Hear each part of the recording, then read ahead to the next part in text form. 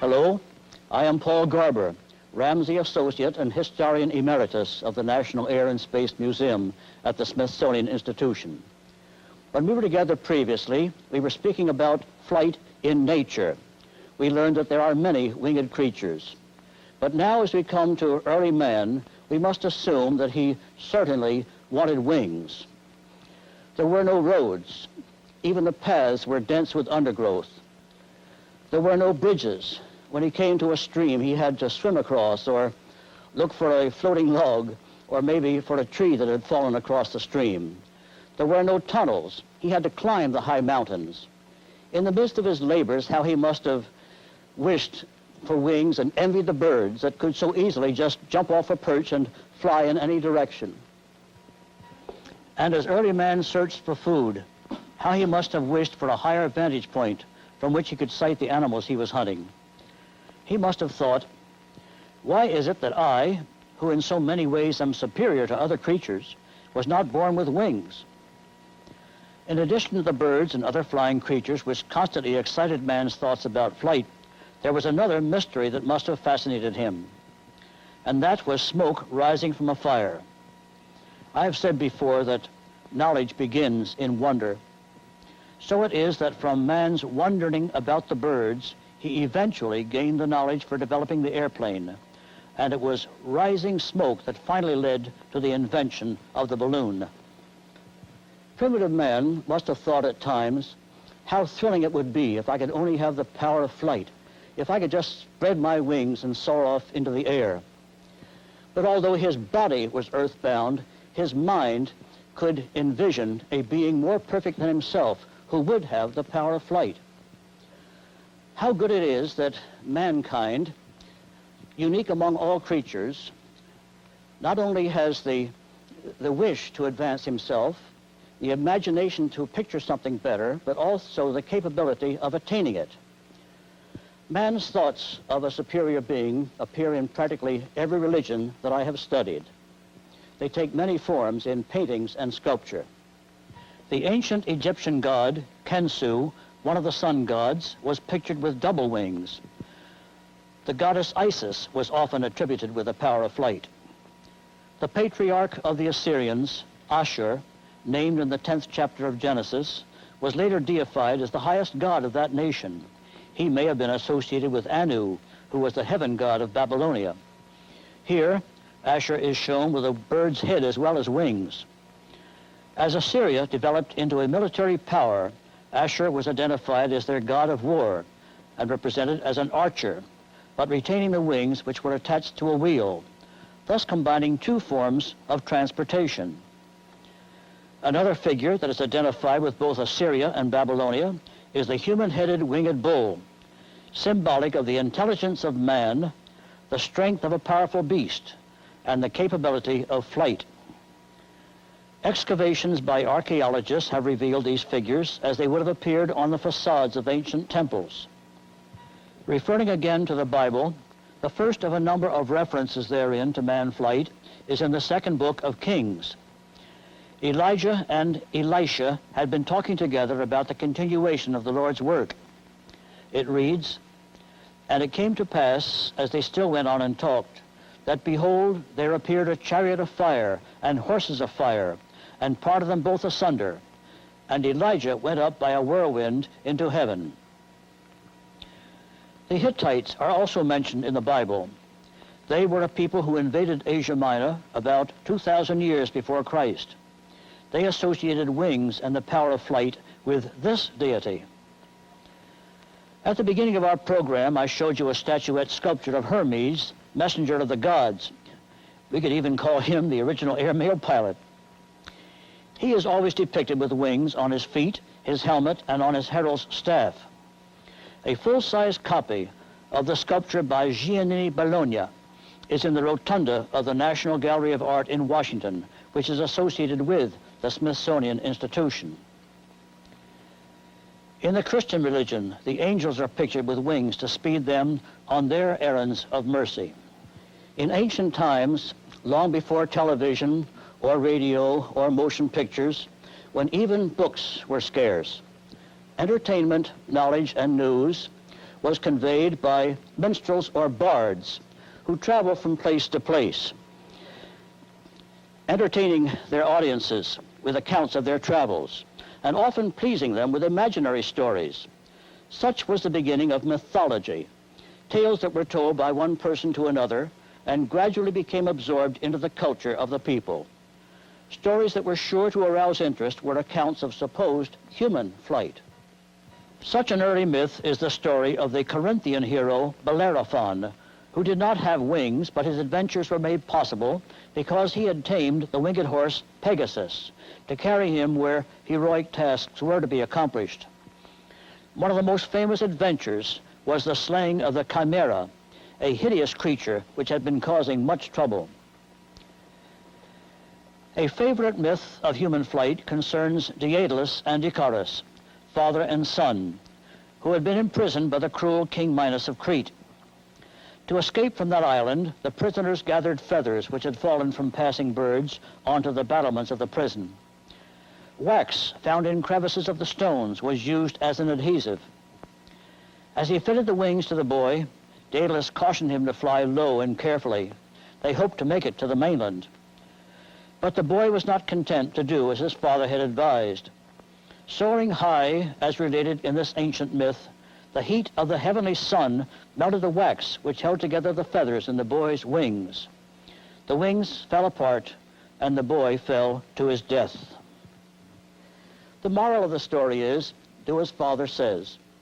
But obviously, those old storytellers didn't know much about the temperature at high altitudes. We know today that Icarus would have had to have de-icers on his wings to keep them from accumulating ice and distorting the airfoil and losing lift.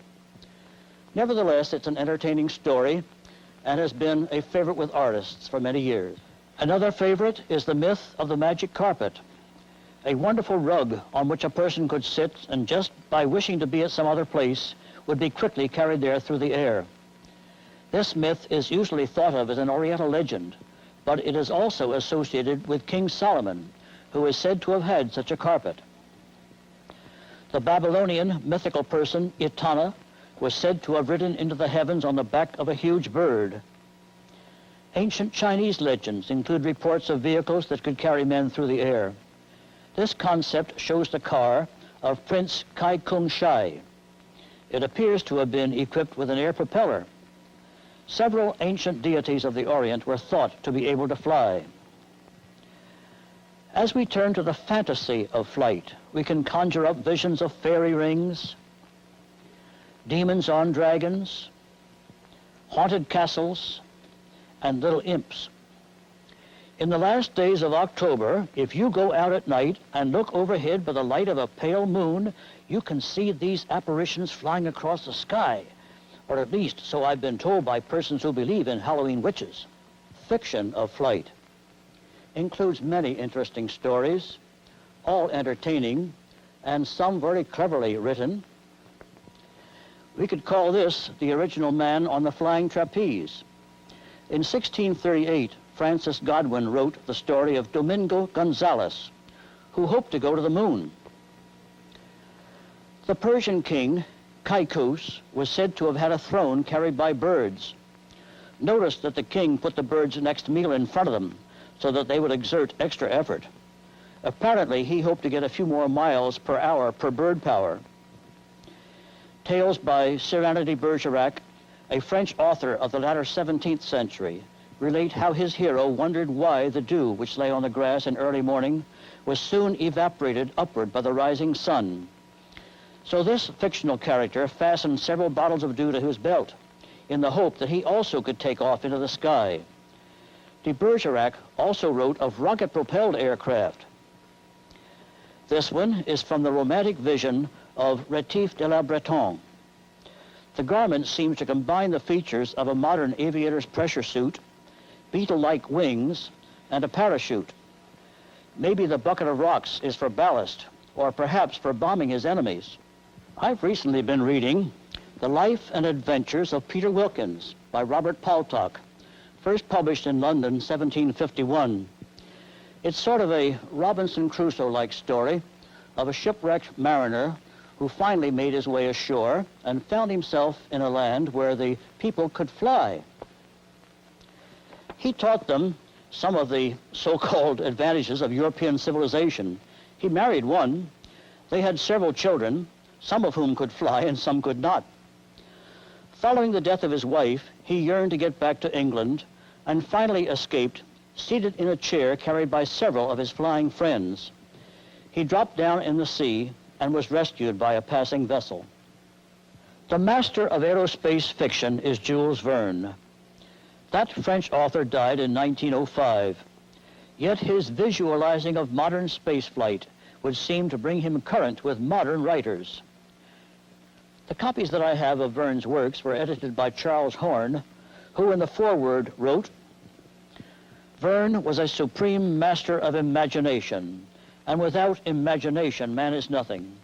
For all greatness is but a phase of imagination. It is the creative force of the world." In Verne's remarkable book, From the Earth to the Moon, written in 1865, Verne foresaw the modern space travel feature of blast-off. But instead of a rocket-powered launcher, Verne dispatched his spacecraft from an enormous cannon buried deep in the earth. Prophetically, the departure took place from Florida, as with the moon-bound launchings of 1970. Verne also anticipated weightlessness, as evidenced by his 3 fictional astronauts shown in this interior view of the spacecraft. They did not land on the moon, but made several lunar orbits. Also, they fired small rockets to correct their course after being deflected by a meteor. And finally, they splashed down in the ocean upon their return to Earth and were taken on board an American warship, all as actually realized about 100 years later. These fictional astronauts predicted that within a short time after their trip, trains of spacecraft would shuttle back and forth to the moon. In poetry, we find other predictions of modern flight. One of the most prophetic is in Tennyson's Locksley Hall, written in 1853. In this poem, we read, "For I dipped into the future, far as human eye could see, saw the vision of the world and all the wonder that would be, saw the heavens filled with commerce, argosies of magic sails, pilots of the purple twilight dropping down with costly bales, heard the heavens filled with shouting, and there rained a ghastly dew from the nation's airy navies grappling in the central blue. Far along the world-wide whisper of the south wind rushing warm, with the standards of the peoples plunging through the thunderstorm, till the war drum throbbed no longer, and the battle flags were furled in the Parliament of Man, the Federation of the World." That poem is all the more remarkable when we realize that it was written more than 100 years before those scenes became realities. In lighter vein is another poem that was written by an American, John T. Trowbridge, back in 1870. It's so typical of boys then and now. I'd like to read this to you, or at least describe it to you. It is called Darius Green and His Flying Machine. It tells of a country lad who had often run and jumped and flailed his arms about, imagining himself to be a bird, and how he had decided to make for himself a glider that he could attach to his body. Then, on the 4th of July, he intended to astound the folks in his hometown by flying over their heads, thus planning a far greater sensation than any parade and fireworks could ever be. Rigging a springboard extending out of a barn loft window and attaching his arms and legs to his wings and tail surface, he jumped out. But with one vigorous flip-flap, he flopped to the ground. There he sat, listening to the taunting remarks of his friends. The poem concludes, "Slowly, ruefully, where he lay, Darius just turned and looked that way, as he staunched his sorrowing nose with his cuff. 'Well, I like flying well enough,' he said, 'but there ain't such a thundering sight of fun in it when you come to a light.'"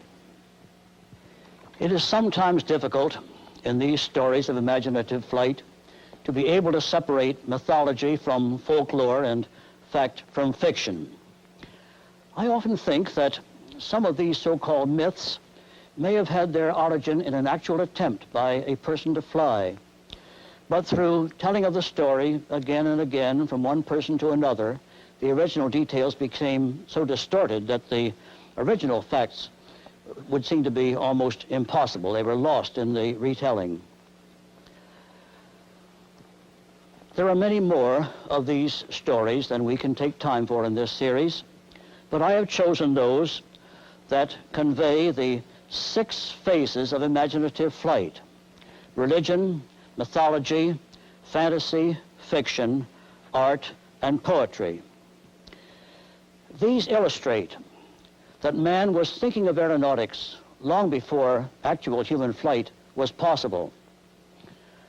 Wings are also representative of symbolism. They are indicative of attainment that is far above earthly things.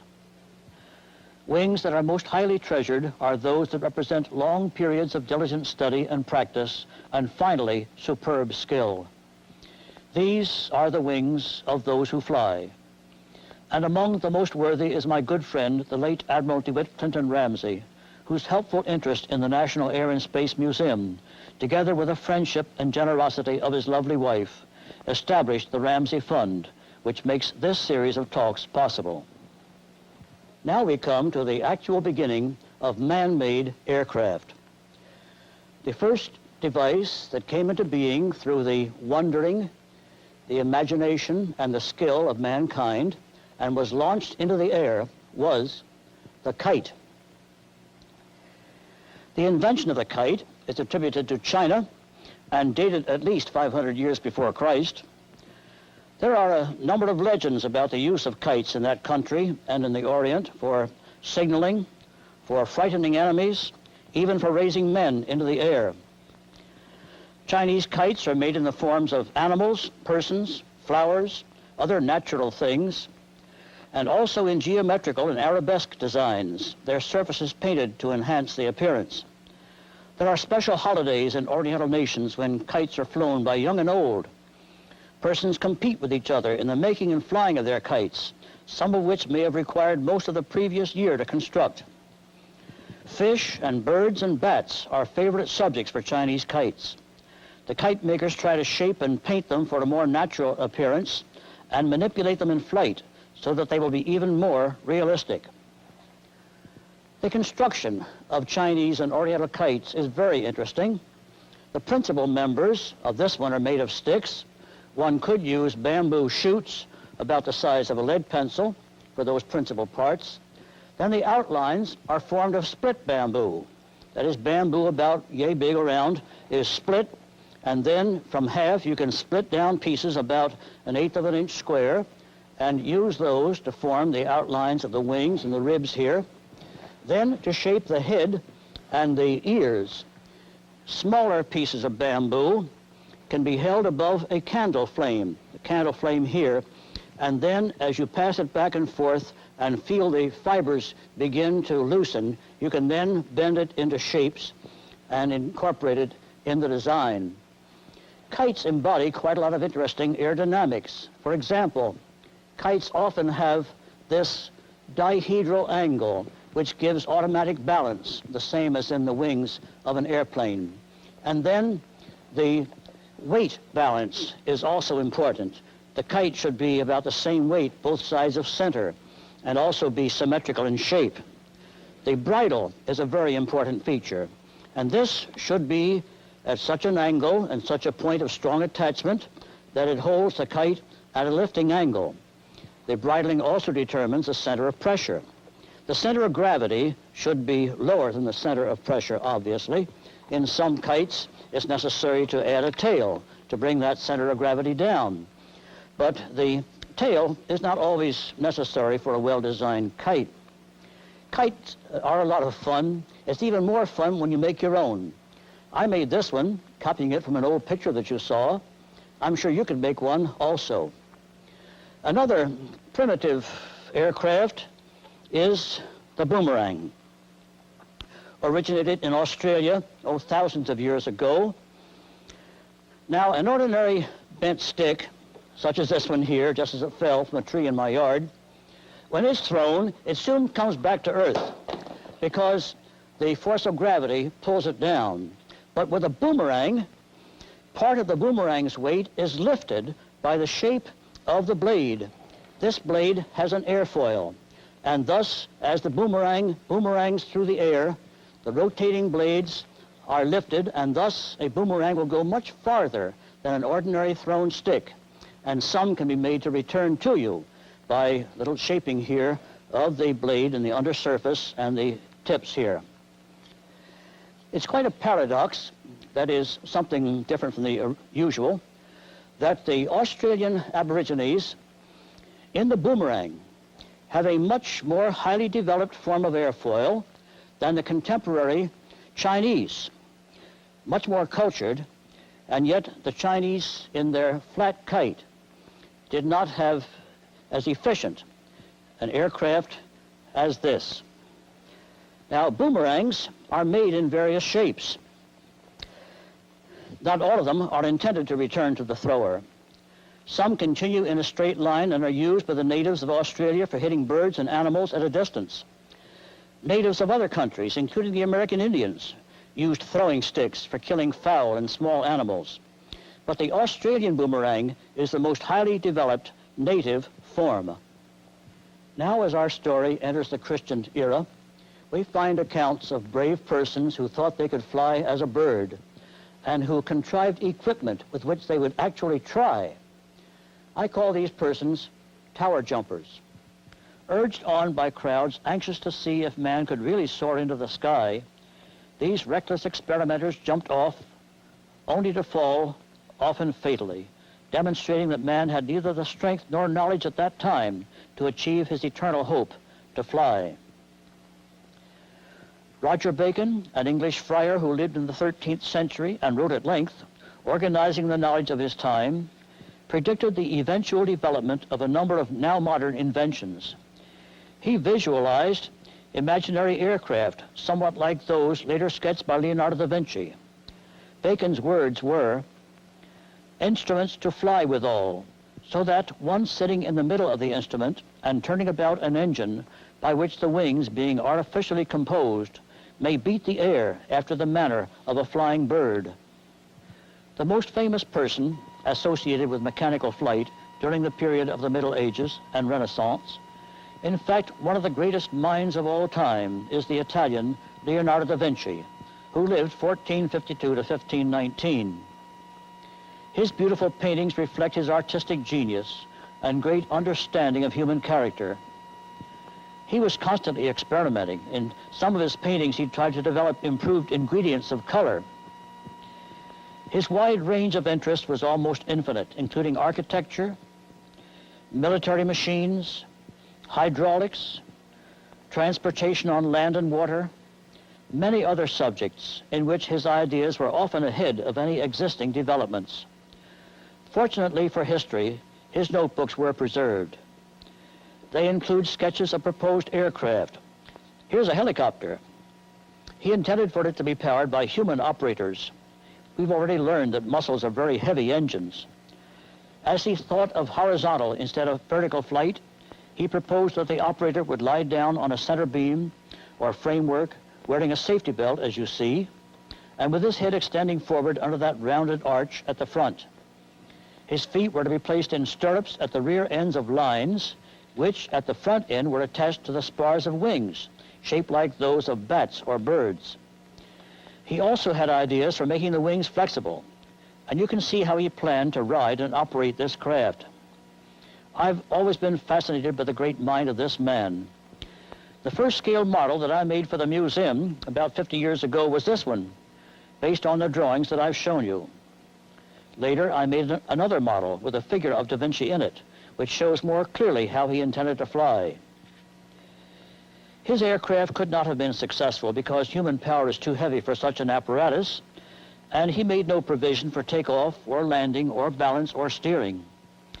He probably thought to have some control by manipulation of the wings. This idea and the several other aeronautical craft that he visualized, including the parachute, are far more sensible than the numerous impossible devices by other inventors that we've seen as developed in previous years of our story.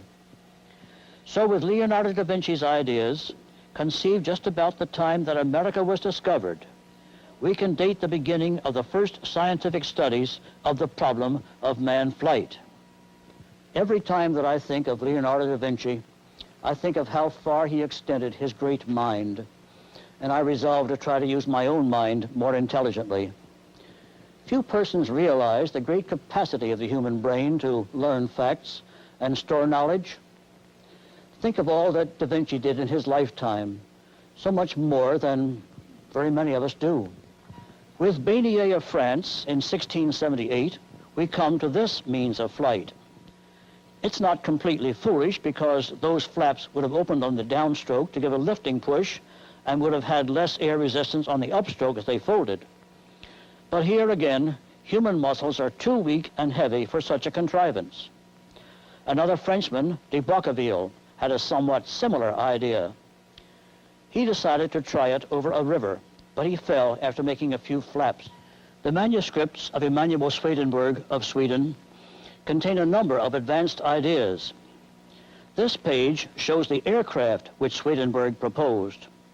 It has some advancements over the other ideas that I've shown to you.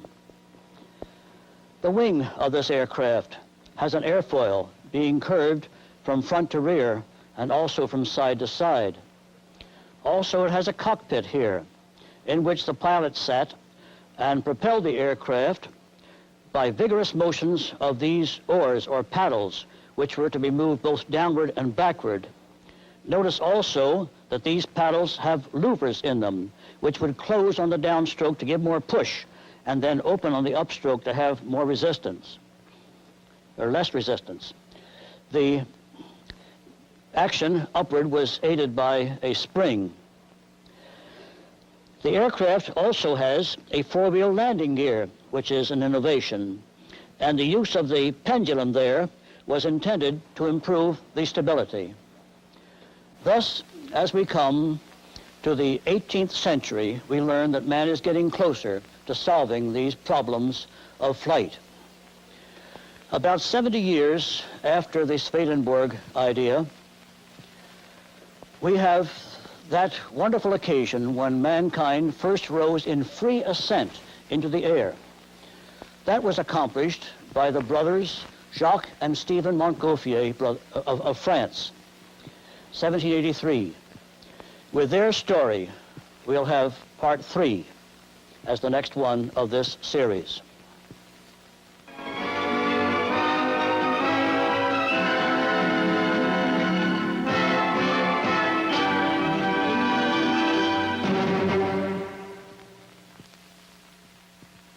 Was pictured with double wings.